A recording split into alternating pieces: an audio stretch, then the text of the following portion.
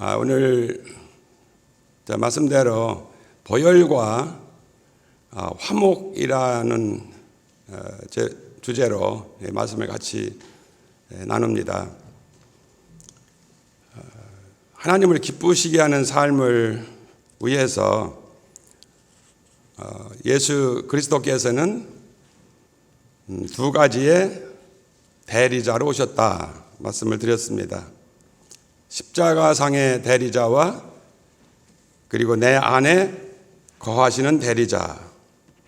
그런데 이 대리자이신 예수 그리스도는 이 죄와 범죄의 이중의 문제를 해결해 주셔야 하는데 이를 이중적인 구제책인 보혈과 십자가로 해결을 하셨다 말씀을 드렸습니다. 이 보혈로 말미암아서 다루신 것이 죄의 문제, 그리고 우리의 죄책의 문제, 그리고 사단의 참소 문제를 다루셨다 말씀을 드렸습니다. 그러면 오늘 보혈과 화해 문제를 우리 다루게 되겠는데 왜 우리에게 화해가 필요한가입니다.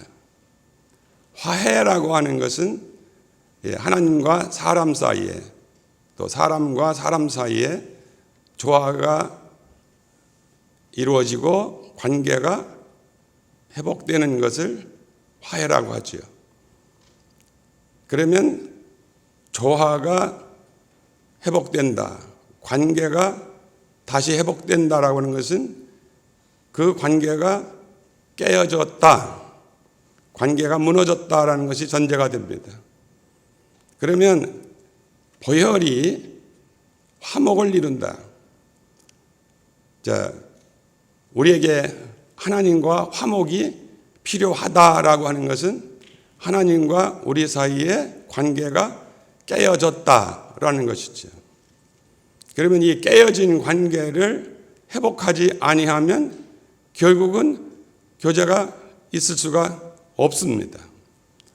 아무리 어떤 노력을 하고 돈이나 노력이나 힘쓰는 어떤 것을 한다고 하더라도 그 화목하게 하는 화목을 만족시킬 수 있는 것이 아니면 회복이 될 수가 없습니다.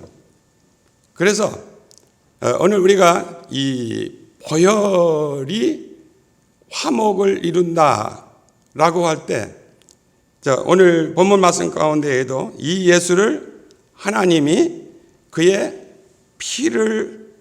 피로써 믿음으로 말미암는 화목 제물로 세우셨으니라고 25절에 말씀을 하셨습니다. 그러니까 이 예수를 그의 피로 말미암아 우리를 화목하게 하는 화목 제물로 세우셨다라고 하는 이 필연성, 바로 이것이 무엇인지 우리가 바로 깨달아야 우리 신앙생활이 정말 정상적인 그리스도인으로서의 신앙생활을 한다.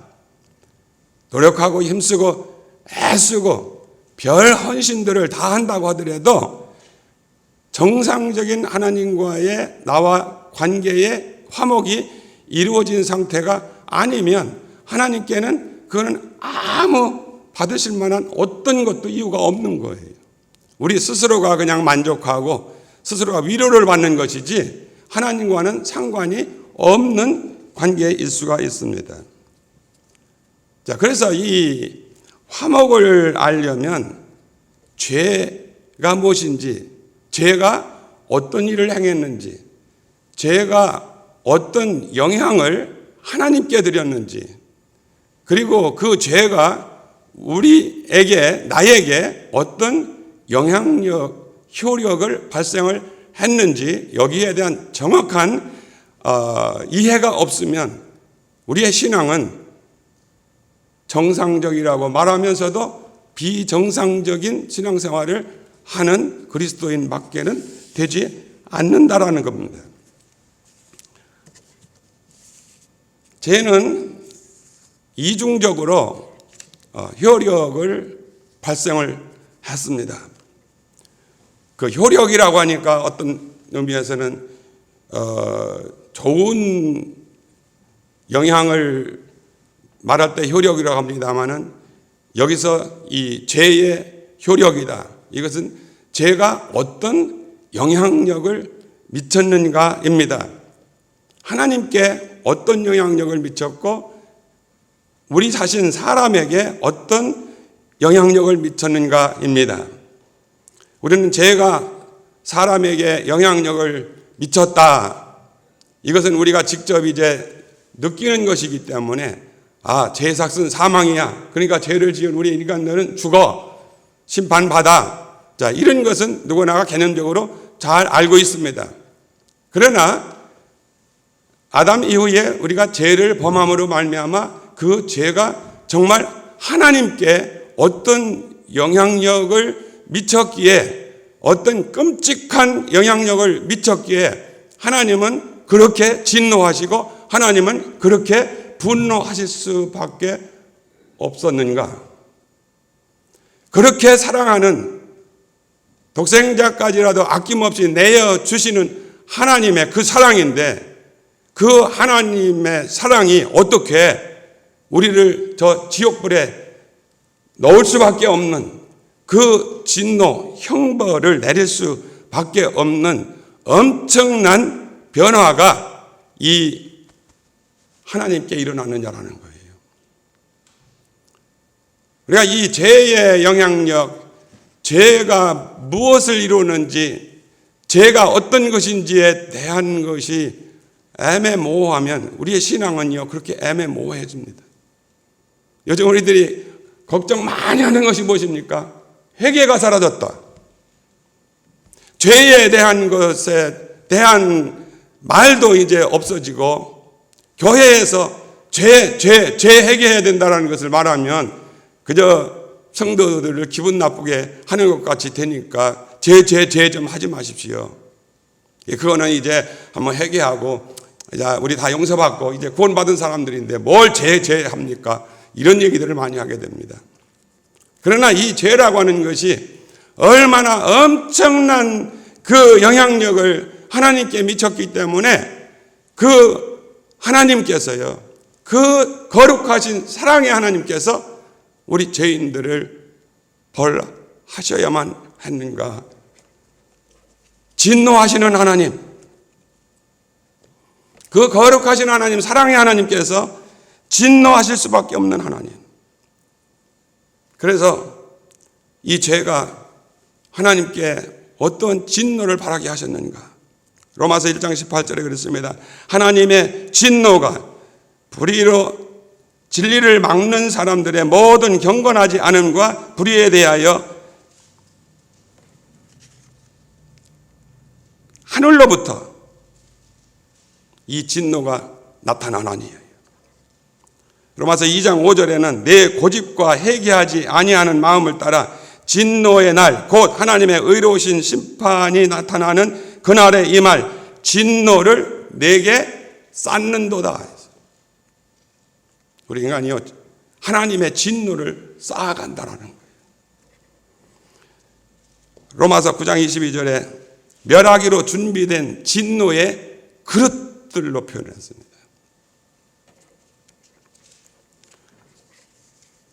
하나님께서 우리 인간, 우리 사람과 사랑의 친밀한 그 관계, 교제를 원하시지만 이 죄로 말미암아서 그의 사랑 대신 이 진노와 저주와 형벌을 쏟아붓지 않으면 안 되는 이 죄. 여러분들 기억하실 것입니다. 조나단 에드워드가 진노한 하나님의 손에 붙들린 죄인들, the sinners in the hands of an angry God. angry God라는 거예요. 우리 죄인들이 분노하신 하나님의 손 안에 붙들린 죄인들이라는 거예요. 사실 조나단 에드워드가 이러한 엄청난 솔직한 하나님의 죄에 대한 분노하심을 그 손에 붙들린 죄인들을 향한 그 안타까운 심정을 가지고 그 노스햄프턴에서 이 설교를 했을 때 미국의 대각성 운동의 시발점이 된 거예요. 거기에서 회개의 운동이 시작이 된 거예요. 우리 죄가 어떤 엄청난 영향력을 하나님께 미쳤는지, 우리는 보통 그래요. 죄가, 사람인 죄인인 나에게 어떤 영향력을 미쳐가지고 내가 지금 어떤 죄인인가에 대해서는 그래도 어렴풋이라도 이렇게 생각들을 하고 있고, 또 예수 믿는 사람들도 그래 난 죄인이야 하는데요, 그 죄가 하나님께 대해서 하나님에게 어떠한 엄청난 그 영향력을 미쳤는지, 그래서 진노하실 수밖에 없는, 분노하실 수밖에 없는, 그래서 심판하실 수밖에 없는 그 하나님. 여러분들, 저는 이 고난 주간에요, 왜 하나님의 아들이신 예수 그리스도 그분이 그 고난과 그 고통을 받으시면서 여러분들 십자가형을 받는다, 그 극악무도한, 최고의 극악무도한 죄인에게 내리었던 그 십자가형, 그 형을 받으면서 그 고통, 그 피를 흘려야만 하도록 하나님의 아들을 하나님 자신께서 내어 주셔야만 했던가라는 거예요. 우리의 신앙생활이 바른 궤도에 정말 들어가기 위해서 우리가 꼭 한번 확인하셔야 되는 겁니다.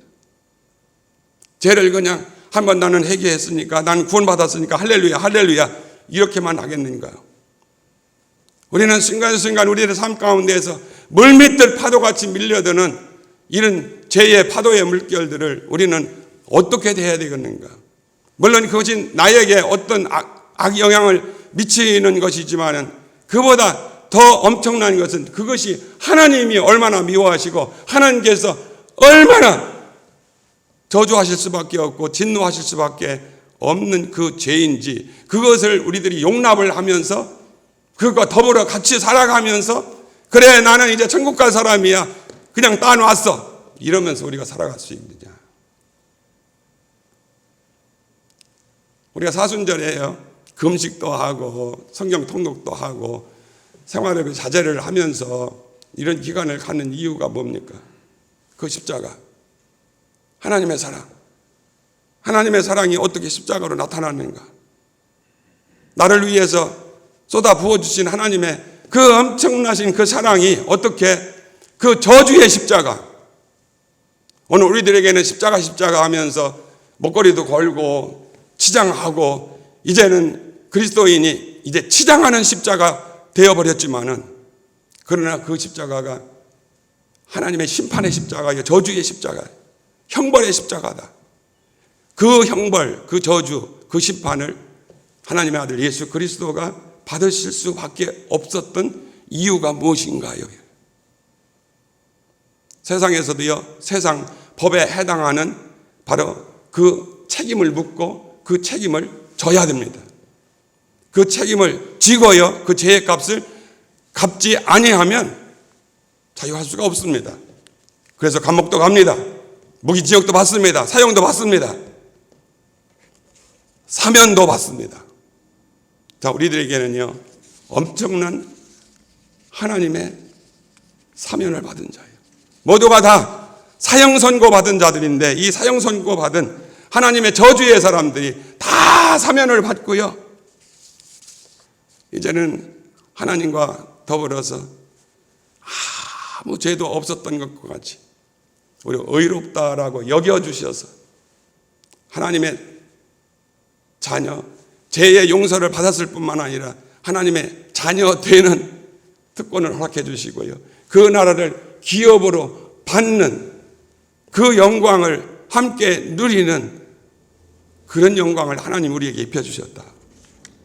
얼마나 감사한 일인지.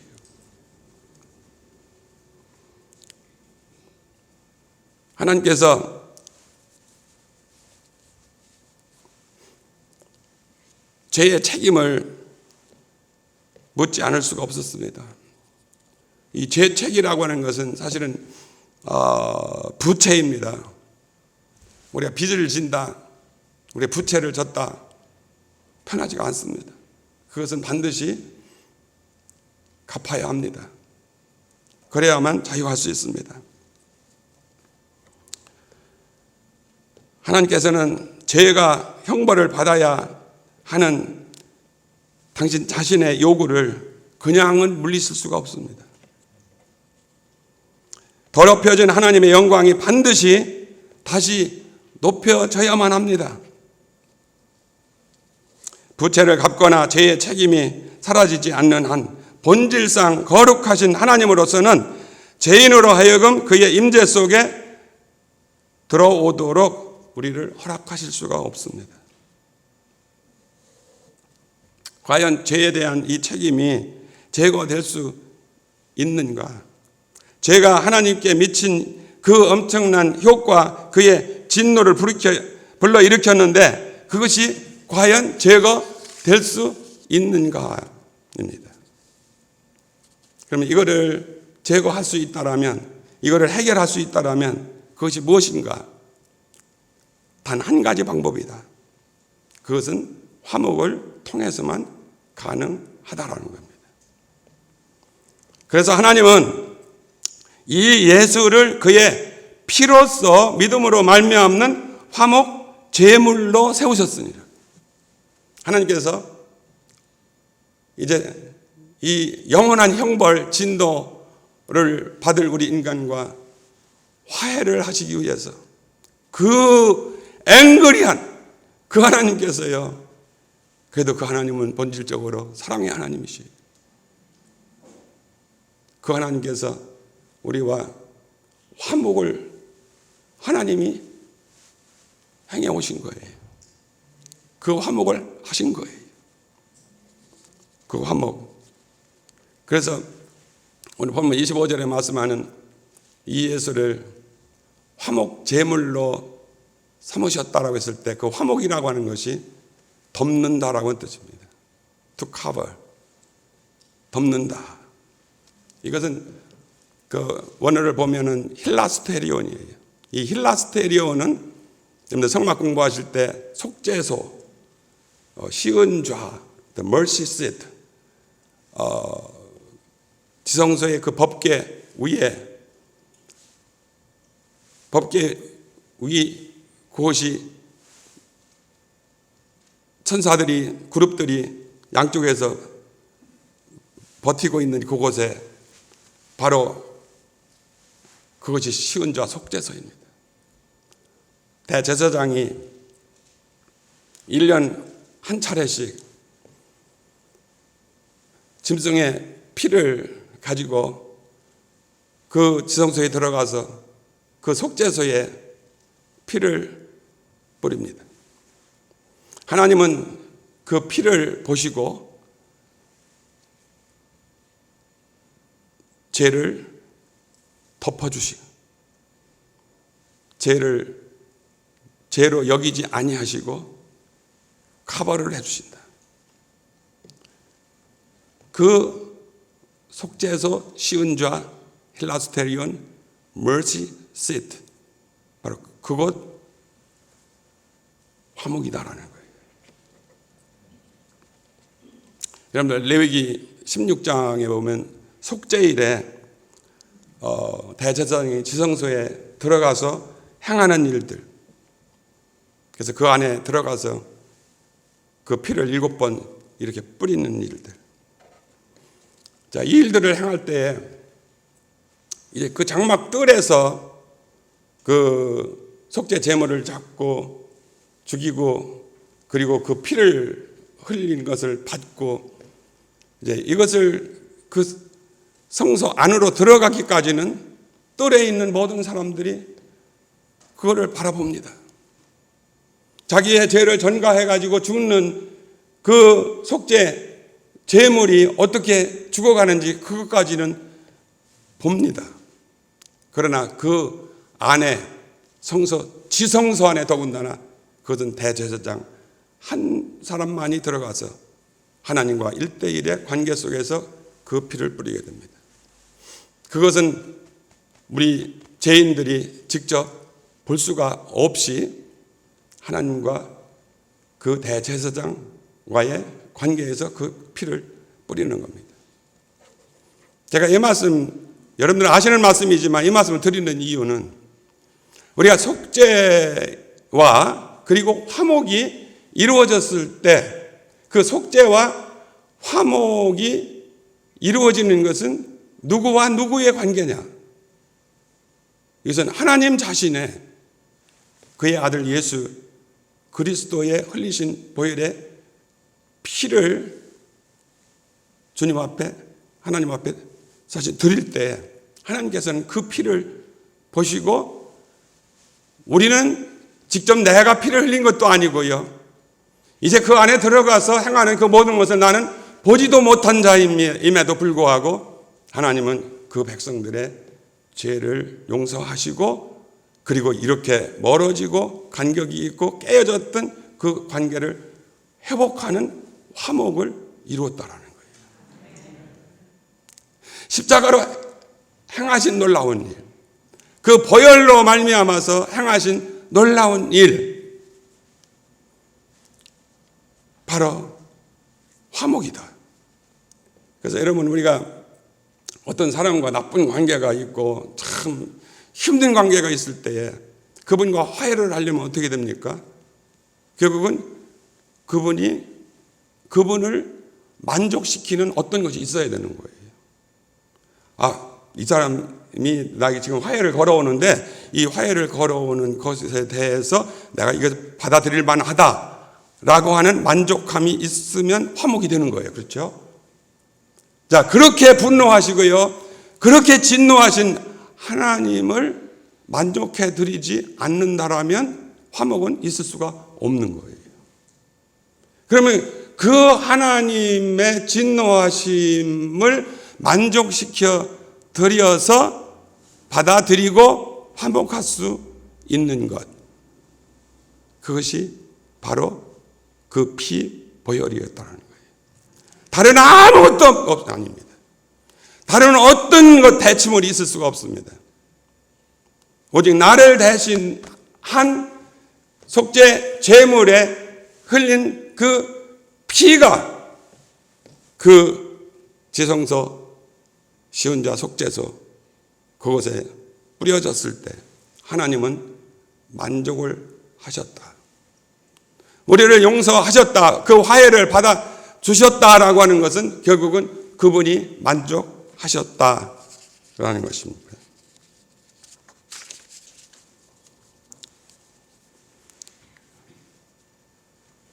우리가 그보다도 좀 빨리 일어난 일 너무도 잘 아시죠?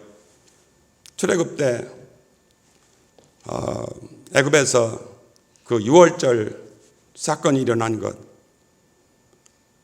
그때에요 모든 애굽의 장자들이 다 죽어야 할 때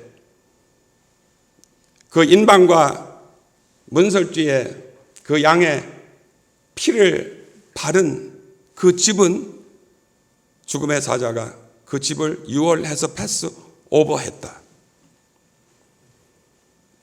그런데 그 인방과 문설주라는 것은 집 밖에서 이렇게 들어갈 때에 그 문에 좌우잖아요. 거기에 피를 발랐다. 그러면 그 안에서 유월절 행사를 지키던 자들은 그 피를 볼 수가 없는 겁니다. 안에서는요.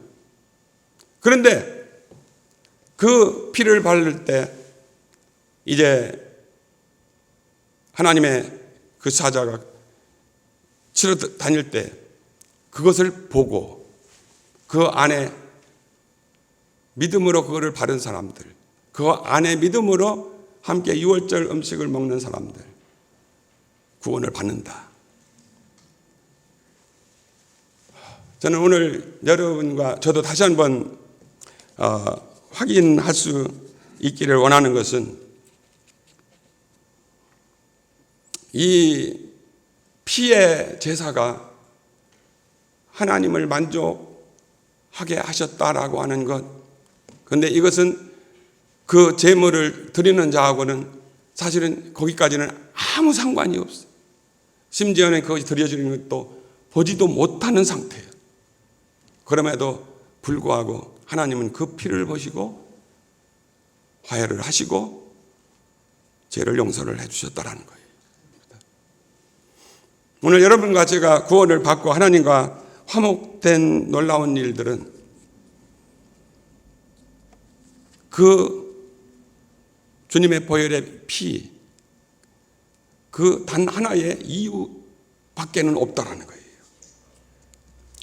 그때 구약시대에 이런 모든 제사, 이 화목의 역사는요, 일시적인 양이나 소나 염소 같은 일시적인 짐승의 피였지만은, 그러나 이제는 완전한 그 그림자가 아니라 실체가 되어주신 하나님의 아들 예수 그리스도, 바로 영원하신 하나님, 그분이 십자가를 지시며 그분이 피를 흘려주시며 그분의 피를 뿌림으로 말미암아 화해가 이루어졌다라고 하는 이런 놀라운 사실이에요. 2000년이 지난 오늘에 이르기까지도 우리가 그 피를 믿음으로 말미암아 우리의 죄사함을 받고 그리고 그분 하나님과 화목할 수 있는 그 이유는 뭐냐? 일시적인 제사를 드린 양이나 소와 같은 것이 아니라 이제는 영원한 제사, 단 한 번에 영원한 제사를 드려주셔서 영원한 화목을 이루어주신 하나님의 아들, 변치 않는 영원하신 하나님의 아들이신 그분의 제사, 그분의 피 흘리심으로 말미암아 이루어졌다라고 하는 놀라운 사실이에요. 그래서 히브리서 10장 12절에 그랬습니다. 오직 그리스도는 죄를 위하여 한 영원한 제사를 드리시고 하나님 우편에 앉으셨다. 그 14절에는요, 그가 거룩하게 된 자들을 한 번의 제사로 영원히 온전케 하셨느니라.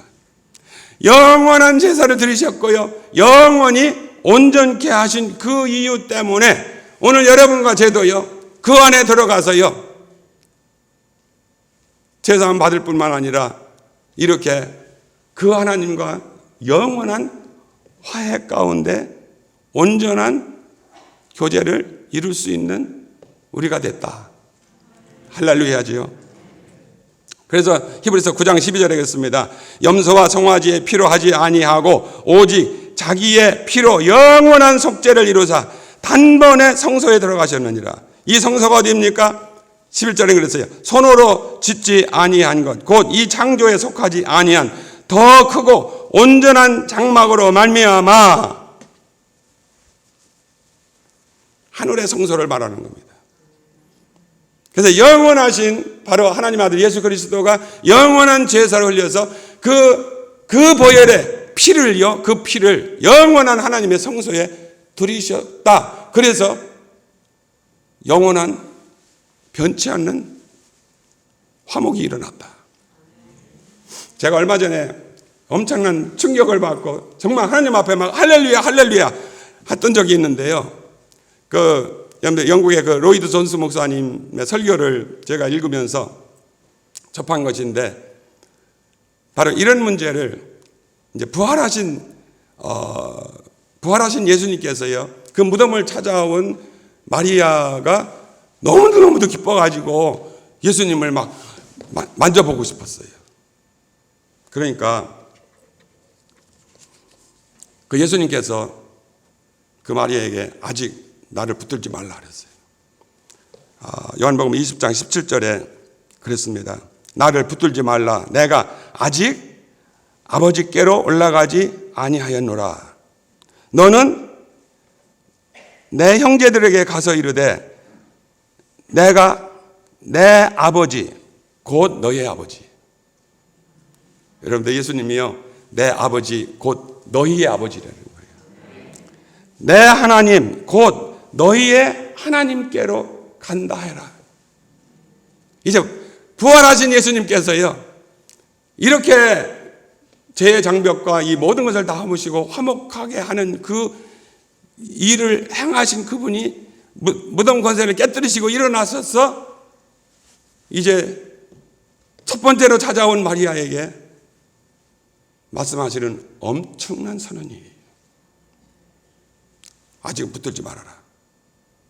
로이드 존스 목사님은 뭐라고 했냐면요, 그 부활하신 예수님께서요, 이제 자기가 흘리신 그 보혈의 피를 가지고 하늘의 성소에 가셔서 하늘의 영원한 성소에 영원한 제사를 올려드리고 오셨어요. 그래서 이제 그 다음에 여러분들 보시면 우리가 다 성경적으로 짐작할 수 있는 것은요, 제자들이 이제 이런 여인들의 이런 소식을 듣고 이제 또 그를 이렇게 만난 기쁨의 소식을 말할 때 도마가 그랬지 않습니까? 내가 이제 그를 만져보지 않으면 나는 절대로 나는 믿지 않겠다 그랬어요. 그러니까 예수님께서 뭐라고 그랬어요? 도마에게 내 손가락 넣어라. 내 손으로 내 옆구리 만져봐라. 그리고 믿음 없는 자가 되지 말고 믿는 자가 되어라.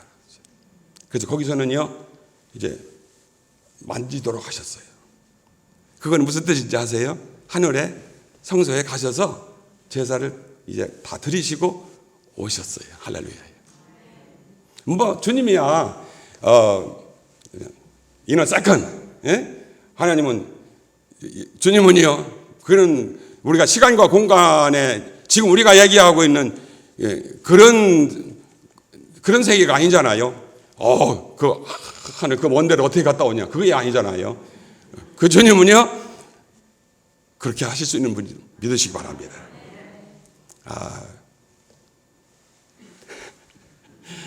조금만요. 예, 죄송합니다. 이제 결론을 내야 되니까 여러분, 주님이 행하신 이 놀라운 일, 이 영원한 제사를 예수 그리스도 십자가 보혈의 피를 통해서 주님 앞에 드리셨기 때문에 바로 하나님은 그 피로 말미암아 만족하시고 우리와 화목하게 하는 은혜를 주시고 우리에게는 또 화목하게 하는 직책까지 주시고 다른 사람에게 이 화목을 전하는 자가 되게 하셨다라는 겁니다.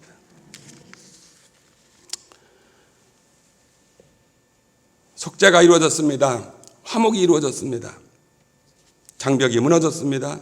화평이 회복되었습니다. 요한계시록 5장 9절에 이런 놀라운 말씀하셨습니다. 일찍이 죽임을 당하사 각 족속과 방언과 나라 가운데에서 사람들을 피로 사서 하나님께 드리시고, 그 예수님이 행하신 이 화목의 역사를요, 피로 사서 사람들을 피로 샀대요. 하나님께 드리셨다는 거예요. 그러니까 우리 예수님께서요, 그 흘리신 피로 우리 모두를 다 그 값 주고 지불을 하시고 사가지고 하나님 앞에 드리셨어. 그게 우리 예수 그리스도의 영원한 제사예요. 할렐루야지요. 지금 여러분들 영혼이 막 기뻐 뛰지 않습니까? 놀라운 일이에요. 죄로 인해 생겨난 변화만큼 실제적인 변화가 우리 사람들에게도 일어났습니다. 이 화목을 받아들이는 자들에게는 죄가 이제는 사면되고 무효화가 되었습니다. 하나님의 진노가 하나님의 깊고 깊은 사랑 속에 그 모습을 숨기게 되었습니다. 하나님의 의가 더 이상 사람을 두려움에 떨게 하지 않습니다. 이제 하나님의 의가 사람을 친구로 만나고 완전한 칭의를 베풀어 주셨습니다. 선언하는 것에 아멘 하시기 바랍니다. 회개하는 죄인이 하나님께 나아올 때에 하나님의 얼굴이 기쁨과 용납으로 빛이 나십니다. 하나님께서는 이제는 죄인을 친밀한 그의 교제 속으로 인도를 하십니다. 사람을 하나님에게서 분리시킬 수 있는 것이 이제는 아무것도 없어요. 예수님의 피로 말미암는 화목이 그의 죄를 이미 덮었고 그리하여 그들의 죄들이 더 이상 하나님 앞에 나타나지 않게 되었습니다. 할렐루야. 이제 하나님께서는 우리의 모든 죄와 죄에 대한 책임에서 우리를 완전히 사멸시켜 버리셨습니다. 이 사실을 믿으시기를 바랍니다. 이제 죄에 대하여 화목이 이루어졌으므로 우리는 하나님께 화목이 된 것이에요. 이러한 축복을 누리기 위해서는 그 피를 믿는 믿음 외에는 이제는 아무것도 없다. 우리들이 해야 되는 것은 하나님이 주신 이 선물, 이 사실을 믿기만 하면 된다. 왜냐하면 그 피가 모든 것을 다 이루었기 때문입니다. 아직 죄의 용서함을 받지 못한 사람들이 있다면 이 말씀이 여러분에게 그리스도의 피를 믿는 믿음을 가져야 할 아주 시급한 그런 요청으로 다가올 수 있기를 원합니다. 이 자리에 계신 분들뿐만 아니라 지금 온라인으로 같이 하고 계신 분들 가운데에도요, 아직 이 사실이 믿어지지 못하신 분들에게도 내가 이 사실을 받아들여야 되고 이렇게 구원받은 놀라운 사실, 하나님과 회복할 수 있는 놀라운 사실이 이미 준비 완성되었구나, 이것이 주어졌구나라고 하는 것을 받아들일 시급한 그런 마음들, 우리 성령님께서 불어넣어 주시기를 예수님의 이름으로 축원을 드립니다. 사랑은 여기 있으니 우리가 하나님을 사랑한 것이 아니요 오직 하나님이 우리를 사랑하사 우리 죄를 속하기 위하여 화목제물로 그 아들을 보내셨느니라. 우리는 이런 말씀을 들을 때 믿음이 막 생기는 거예요. 다 아는 말씀이지만은요. 베드로전서 2장 18절 19절 말씀 여러분들 잘 아시죠? 너희가 알거니와 우리 조상에 물려준 헛된 행실에서 대속함을 받은 것은 은이나 금이나 없어질 것으로 된 것이 아니요 오직 흠없고 점없는 어린 양 같은 보배로운 피로 된 것이니라. 이 피로 여러분의 죄를 회개하고 죄의 권세와 속박에서 구원받기를 원하시면 그리스도의 피를 믿는 믿음을 이제는 발휘하셔야 합니다. 이것을 위해서 기도하셔야 합니다. 마음을 열고 하나님께서 주시는 말씀의 능력을 받아들이셔야 합니다. 그리스도의 피가 여러분을 구원할 수 있다는 메시지를 마음을 열고 받아들이십시오. 이 사실을 그냥 받아들이십시오. 그 피가 지금 이 순간 여러분을 해방시킬 수 있고 여러분을 구원시킬 수 있습니다. 그저 믿기만 하면 됩니다. 그 피가 내게도 역사하리라 이렇게 말하고 고백하십시오. 우리가 기도할 때 그 사실을 인정하고 그리고 고백을 하십시오.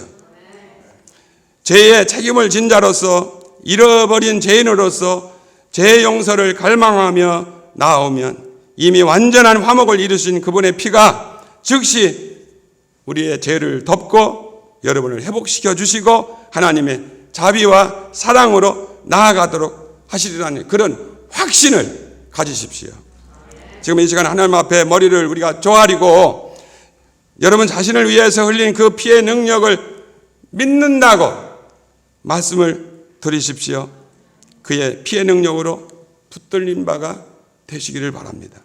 그 피를 믿음으로 말미암아 예수 그리스도께서 화목이 되사 우리의 죄를 다 덮으시고 이제 하나님과 더불어 화목된 자, 그분과 영원한 친밀한 교제를 가질 수 있는 놀라운 능력을 주신 데 대해서 우리가 하나님 앞에 감사하면서 우리 기도로 나아갈 수 있기를 바랍니다.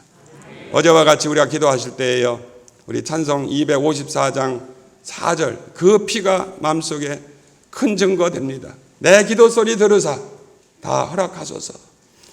저는 제가 새벽마다 새벽 기도를 할 때 이 찬양을 드리면서 기도로 들어갑니다.